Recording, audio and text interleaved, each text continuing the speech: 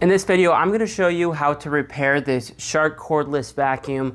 I found that one of the best things to do when preparing for emergency scenarios and just being prepped for all different types of possibilities, including supply chain shortages, is a good thing. And I'm going to just go ahead and continue building out my skill sets and how to do basic home repairs and home maintenance projects so that I don't have to rely on ordering parts or buying new products and retaining as much as my resources as possible. And that is just one little way that I am trying to be more emergency prepared and to be able to handle even supply chain shortages. So in this video, we're going to go ahead and clean this vacuum out and get it all working so that the suction works again.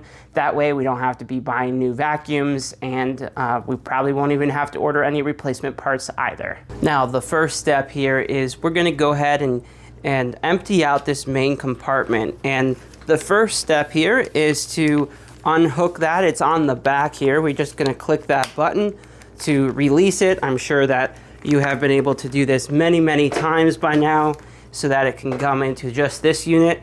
And then we're going to release it with this button here. We're gonna push that down, and that's gonna release the cap to empty out the main container. One other thing, as I was starting to clean this out, you're gonna wanna, there's this button that will actually take off the rest of this section from the main unit. That'll let you go ahead and more submerge the components within here, because this is where all the electrical components. So I'm just gonna set this over to the side here. And this is what we're working with. And I just rinsed it out a little bit, and I immediately stopped because I realized that I was pretty close to some of the electronic components. But now that we've got this, we can go ahead and take some of this filter up here and this other little filter. I'm gonna set these aside. We're gonna clean these off in a second. They're gonna be quite dirty. And that way I can get to this filter within here. This was really caked. And what I did is I just took a simple sponge along this filter and put my hand in and just scrubbed it up and down until it all came off. And it, probably like 30 seconds, but initially I just took my finger and wiped off the bigger gunks, and then I came back and just scrubbed the filter itself. You don't have to get every little nook and cranny here. The more, if you decide to put water in here, just be a little extra careful about making sure that it's 100% dry. Otherwise, these will get moldy, including the filters. You got to make sure those are totally dry. And this inside of here will get dirty again, so if it's not covering up the filter, it's not as urgent to get.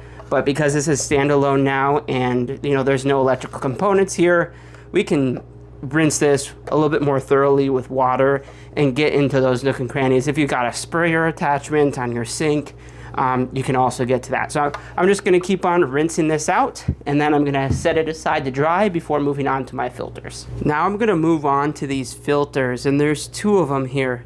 And these are gonna be really coated with dust here. So we're just going to go ahead and use that same sponge we took, but I'm gonna take this initially and just wipe off some of the gunk a little bit into the trash can I've got here.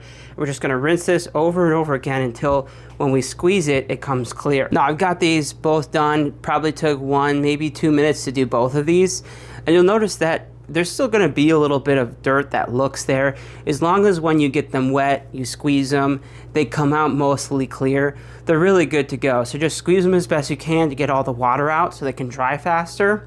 You're gonna want these to dry for a good solid 24 hours. If you try to reassemble this any faster, this is gonna get moldy, it's gonna get really disgusting, and some of the other parts, it might expand into the rest of that filter. So just give this like a full 24 hours to really dry out solidly before reassembling it. Now we have to get a little bit further into the bottom of this. We're gonna go ahead and release this one piece here.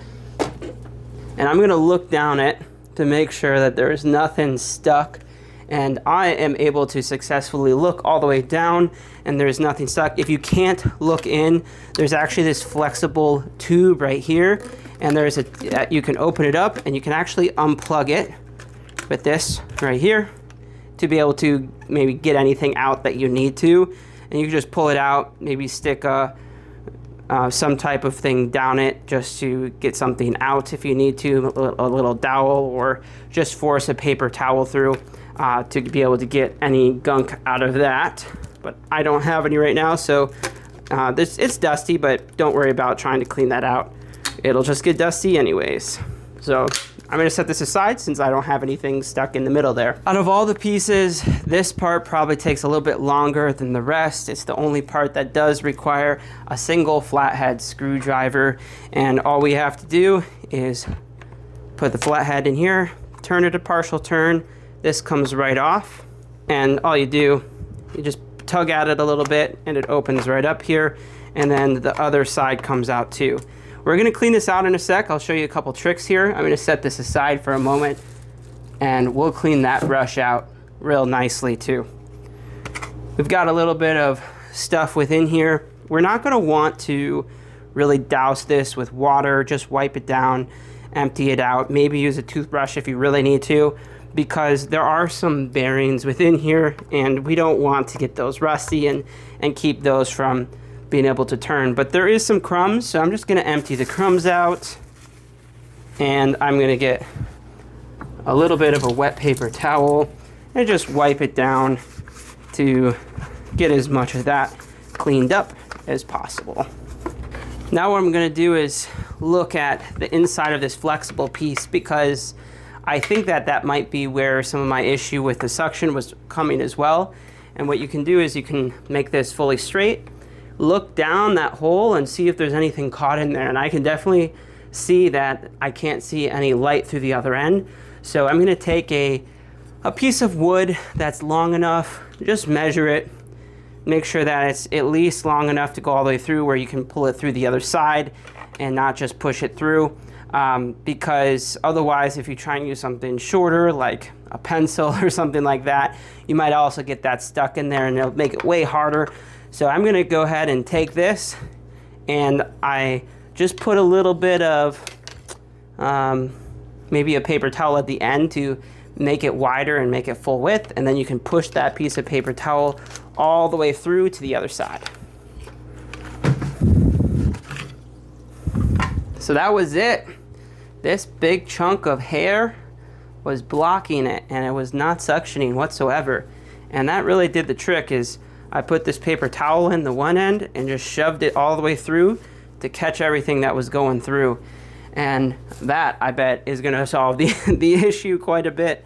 And I'm gonna set this aside. I don't need, now that I know that that's what was causing the issue, while I'm here, I'm gonna go ahead and clean the rest of that roller because everything else is drying, but this is good to go to set aside. Let me show you this real quick. And this is the consequence of not maintaining it properly on a regular cadence here. These little wheels on either side, there's a little axle that you should be able to just pop these right out with a little screwdriver, but there's so much hair that has built up over call it roughly 2 years of using this before it was maintained.